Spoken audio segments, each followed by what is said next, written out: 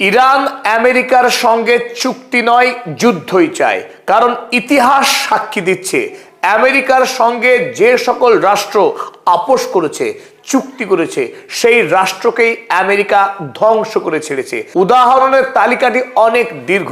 সাদ্দাম হোসেনের ইরাক, শুরুতে সাদ্দাম হোসেন যখন ভেবেছিলেন আমেরিকার সঙ্গে চুক্তি করে ইরাক রাষ্ট্রকে সমৃদ্ধ করবেন, পারেননি। ইরাকে যখন ধ্বংস চালালো আমেরিকা, লিবিয়ার শাসক মুয়াম্মার গাদ্দাফি তিনিও বাঁচতে চেয়েছিলেন, তার দেশের পরমাণু অস্ত্রের প্রকল্প ছেড়ে দিয়ে ইউরোপ এবং আমেরিকার কাছে আত্মসমর্পণ করে তিনি বাঁচেননি। বন্ধু রাষ্ট্র রাশিয়ার উপরে ভরসা করে বাঁচতে চেয়েছিল সিরিয়া, পারেনি। সিরিয়ারও পতন হয়েছে 2024 সালে। এমনকি অতীতে ইরান 2003 সালে আমেরিকার সঙ্গে চুক্তি করতে চেয়ে ইরানেরও তিক্ত অভিজ্ঞতা আছে অতীতে, যে আমেরিকা ইরানের সঙ্গে চুক্তি নয়, যুদ্ধ চায়। আমেরিকা এবং ইরান এই দুই রাষ্ট্র কোনোদিনই বন্ধু হতে পারে না, কারণ ইরান ইসলামিক বিশ্বাসের উপর দাঁড়িয়ে আছে, ওদিকে আমেরিকা জায়নবাদী এবং পুঁজিবাদী রাষ্ট্র, যার সঙ্গে কোনোদিনই মতাদর্শগত মিল হতে পারে না। তাই হয় ইরানের বিজয় হবে, নতুবা আমেরিকার বিজয় হবে।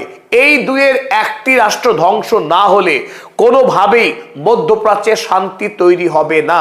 কিন্তু বর্তমানে ইরান সামরিক শক্তি, ধর্মীয় বিশ্বাস এবং জাতিগত ঐক্য এমন উচ্চতায় তুলে নিয়ে এসেছে, যাতে স্পষ্টই বোঝা যাচ্ছে আমেরিকার ধ্বংস হওয়া শুধু সময়ের অপেক্ষা। চলুন মূল আলোচনা শুরু করবার আগে, গতকাল রাতে নতুন করে আবারও ইরান এবং আমেরিকা যুক্তরাষ্ট্রের মধ্যে এক ভয়াবহ যুদ্ধ শুরু হয়েছে। সেই যুদ্ধের আপডেট দেখে নিয়ে আমরা মূল আলোচনায় ফিরবো। এই আলোচনায় সকলকে স্বাগত জানাচ্ছি, আমি আপনাদের বন্ধু প্রফেসর আব্দুল হালিম। গতকাল দিনের বেলায় হরমুজ প্রণালীর নিকটে আমেরিকার একটি শক্তিশালী হেলিকপ্টার গোপন তথ্য চুরি করার লক্ষ্য নিয়েই টহলদারি শুরু করে, আর তখনই ইরানের IRGC সেনার র্যাডারে চলে আসে এই বিধ্বংসী হেলিকপ্টার অ্যাপাচি। তারপর অকস্মাৎ আমেরিকার এই হেলিকপ্টারে এসে আঘাত করে একটি ড্রোন। মুহূর্তের মধ্যে হরমুজের জলের তলায় ডুবে যায় আমেরিকার অহংকার এই অ্যাপাচি হেলিকপ্টার।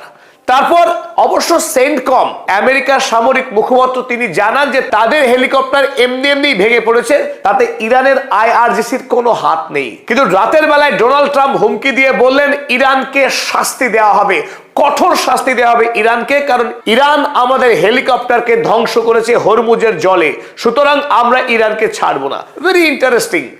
একদিকে বেঞ্জামিন নেতানিয়াহুকে নতুন করে ইরানের বিরুদ্ধে যুদ্ধ করতে বারণ করছেন এই উন্মাদ ডোনাল্ড ট্রাম্প, কারণ তিনি বলছেন ইরানের সঙ্গে তিনি একটি ডিল চান। অথচ নিজে তিনি আবার হুমকি দিচ্ছেন ইরানকে দেখে নেওয়ার, ইরানকে ধ্বংস করবার। এবং ডোনাল্ড ট্রাম্পের হুমকির পরই ইরানে যখন রাত 1টা বাজে, 4 ঘন্টা ধরে এক নাগাড়ে মার্কিন সৈন্যবাহিনী ইরানের উপরে আক্রমণ চালিয়ে যায়। আর সেই আক্রমণে ইরানের বিস্তীর্ণ অঞ্চল জুড়ে ব্যাপক ক্ষয়ক্ষতির খবর আসতে থাকে। এখনো পর্যন্ত যেটুকু জানা গিয়েছে, কালকের রাতের বেলায় আমেরিকার আক্রমণে ইরানের শিরিক এবং জাস দ্বীপের নৌবাহিনীর যে র্যাডার সিস্টেম ছিল, সেই র্যাডার সিস্টেমের উপরে আক্রমণ করে মার্কিন সেনারা, আক্রমণ করে বন্দর আব্বাস এডি পজিশন, ইরানের অন্যতম গুরুত্বপূর্ণ বন্দর আব্বাস, সেই বন্দর আব্বাসের এডি পজিশনেও আক্রমণ করা হয় আকাশ থেকে বোমা বর্ষণ করে। অপরদিকে মিনাব কোস্টাল মিসাইল পজিশন, মিনাব অঞ্চল, যে অঞ্চলে সেই ছাত্রীদেরকে খুন করে আমেরিকার সৈন্যবাহিনী কুখ্যাত হয়েছে গোটা পৃথিবীর কাছে, সেই মিনাব অঞ্চলের উপকূলবর্তী এলাকাতেও আক্রমণ করে গতকাল রাতে। আক্রমণ করা হয় Qeshm coastal missile position. Hormuz এলাকায় আয়তনে যে বৃহৎ দ্বীপ রয়েছে ইরানের, কেশম দ্বীপ, সেই কেশম দ্বীপের যে মিসাইল সেন্টার, সেখানে আক্রমণ করে মার্কিন সেনা। আক্রমণ করে কেশম কমার্শিয়াল পোর্টে, এই কেশম দ্বীপে যে একটি বাণিজ্যিক বন্দর রয়েছে, সেই বন্দরে আক্রমণ করা হয়। ড্রিঙ্কিং ওয়াটার স্টোরেজ, 2টি জলাধারে আক্রমণ করেছে গতকাল আমেরিকা যুক্তরাষ্ট্র। আর এই আক্রমণ একটি ভয়ঙ্কর বিপদের সূচনা করলো মধ্যপ্রাচ্যে, কারণ এতদিন পর্যন্ত ইরান কোন দেশের ডিস্যালিনেশন প্রজেক্টে আক্রমণ করেনি। সমুদ্রের জলকে লবণ মুক্ত করে পানের উপযুক্ত করা হয় এই আরব দেশগুলোতে, কারণ আরব দেশগুলোতে জলের ভয়াবহ সংকট। তাই জলে আক্রমণ করা মানে সরাসরি সাধারণ মানুষের উপর আক্রমণ করা। ইরানেও পানীয় জলের সংকট রয়েছে ভয়াবহ। তাই ইরান সরকার তেহরানে বিশেষ করে যাতে পানির সংকট না হয়, তাতে একাধিক বড় বড় জলাধার রয়েছে, সেই জলাধারেও আক্রমণ করেছে পিশাচ মার্কিন সৈন্যবাহিনী। সুতরাং তার পরপরই ইরানের বিদেশমন্ত্রী সৈয়দ আব্বাস আরাগচি সাংবাদিক সম্মেলন করে মধ্যরাতেই জানিয়ে দেওয়া হয়, মধ্যপ্রাচ্যে আমেরিকার যতগুলি সামরিক ঘাঁটি রয়েছে একটিও নিরাপদ নয়। তারা যদি নিরাপত্তা পেতে চায় তাহলে অবিলম্বে মধ্যপ্রাচ্যের মাটি ছেড়ে নিজের দেশে ফিরে যাক, নইলে ইরান কোনো সামরিক ঘাঁটিকে সুরক্ষিত রাখবে না। যেমন কথা তেমন কাজ। তারপরেই শুরু হয়ে যায় ইরানের পক্ষে পাল্টা হামলা। আমাদের ভারতীয় সময় তখনও সকাল হয়নি, ভোর ভোরই ইরানের পক্ষেও মধ্যপ্রাচ্যের 21টি সামরিক ঘাঁটিকে লক্ষ্য করে মিসাইল এবং ড্রোন হামলা শুরু করে দেয় ইরান। আর ইরানের পক্ষে যতগুলো আক্রমণ করা হয়েছে তার 70% আক্রমণ সাফল্যের সঙ্গে লক্ষ্যবস্তুতে হামলা করতে পেরেছে। মাত্র 30% মিসাইল এবং ড্রোনকে আমেরিকা, সেই শক্তিশালী সুপার পাওয়ার আমেরিকা, ইন্টারসেপ্ট করতে পেরেছে। অর্থাৎ 70% মিসাইল এবং ড্রোন তাদের লক্ষ্যবস্তুতে বিনা বাধাতে গিয়ে আক্রমণ করতে পেরেছে।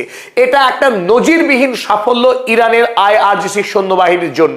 চলুন এবার আমরা দেখে নিই ইরান গত রাতে কোথায় কোথায় আক্রমণ করেছে।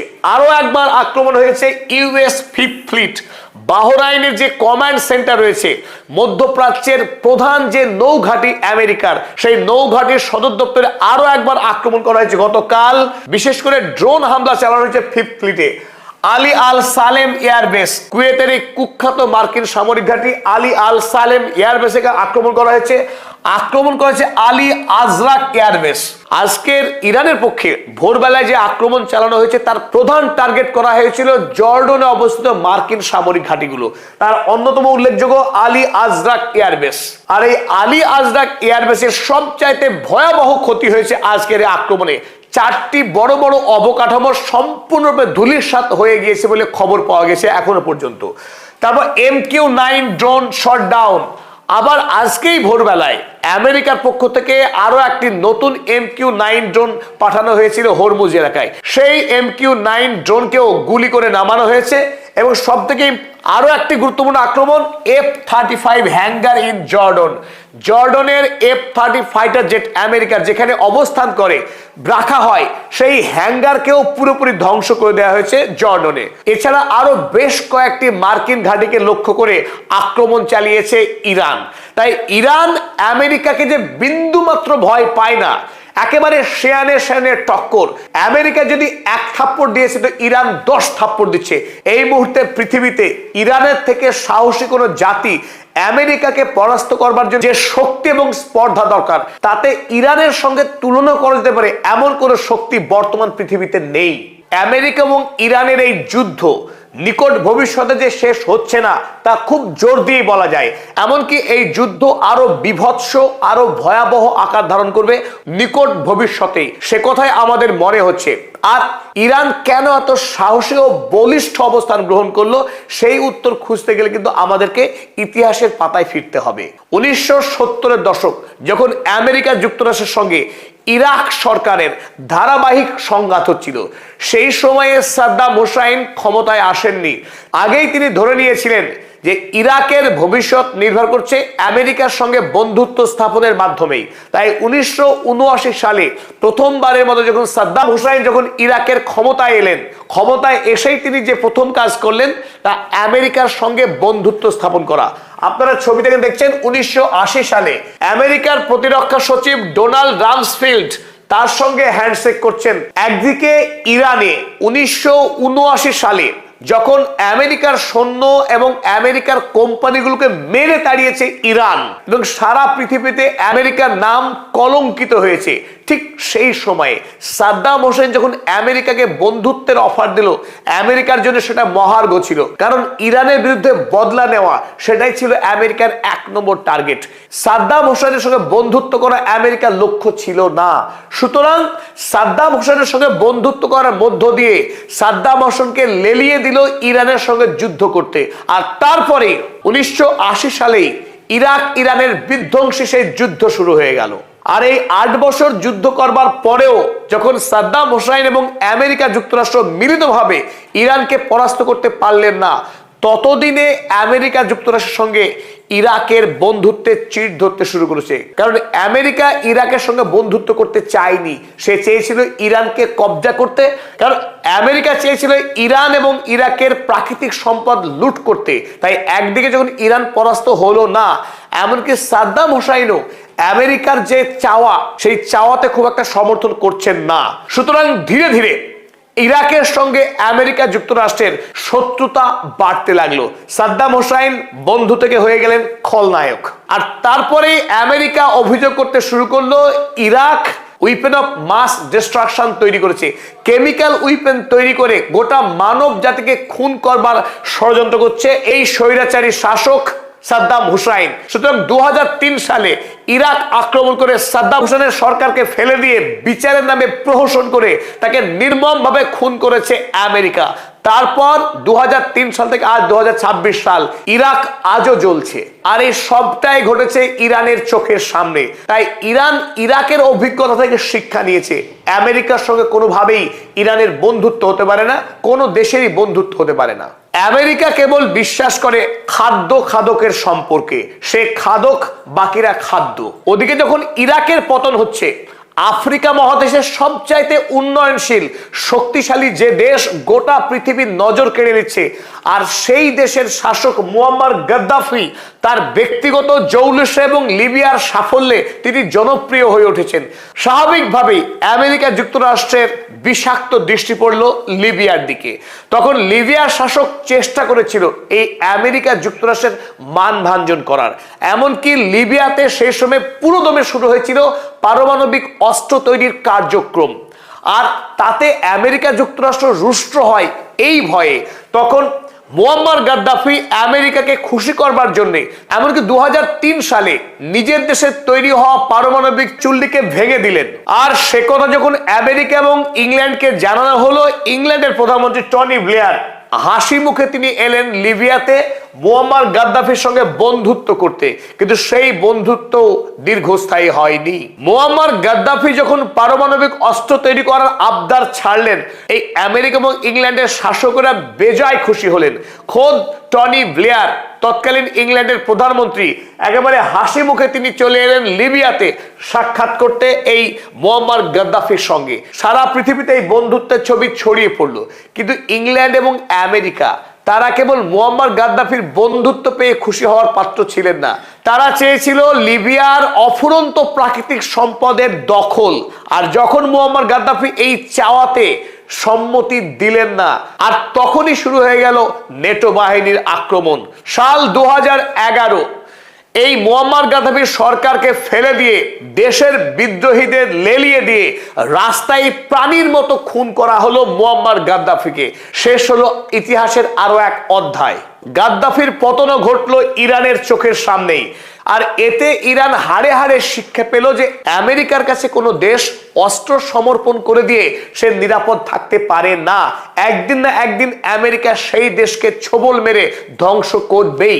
ইতিহাসে এও নজির রয়েছে যে কোনো একটি রাষ্ট্র যদি মনে করে বন্ধু রাষ্ট্রের শক্তিতে সে আমেরিকার আগ্রাসন থেকে বাঁচবে, সেই রাষ্ট্র কিন্তু টিকতে পারেনি। আমরা কথা বলছি সিরিয়ার। 2013 সালে সিরিয়ার শাসক চুক্তি করেছিল রাশিয়ার সঙ্গে যে রাশিয়া তাকে নিরাপত্তা দেবে। কিন্তু 2022 সালে যখন রাশিয়া নিজেই ফেঁসে গেল ইউক্রেনের সঙ্গে এক দীর্ঘমেয়াদী যুদ্ধে, 2024 সালে সিরিয়া তাসের ঘরের মতো ভেঙে পড়ল। তাই এই সমস্ত অভিজ্ঞতার মধ্য দিয়ে ইরান বুঝতে শিখেছে যদি আমেরিকার সঙ্গে লড়াইয়ে টিকে থাকতে হয়, নিজের দেশের নিজের প্রযুক্তিতে অস্ত্র তৈরি করতে হবে এবং সেই অস্ত্র দিয়ে নিজেই লড়াই করতে হবে আমেরিকার বিরুদ্ধে। আমেরিকার সঙ্গে কোনো শান্তি চুক্তি নয়, কোনো ডিল নয়, লড়াই একমাত্র পথ। আর সেই পথেই ইরানের বিজয় হবে এবং মধ্যপ্রাচ্য থেকে স্থায়ীভাবে আমেরিকাকে চিরতরে বিদায় করা হবে। সেই লড়াই এখন চলছে মধ্যপ্রাচ্যে। তাই চুক্তি নয়, ইরান যুদ্ধের মধ্যেই সমাধান খুঁজছে।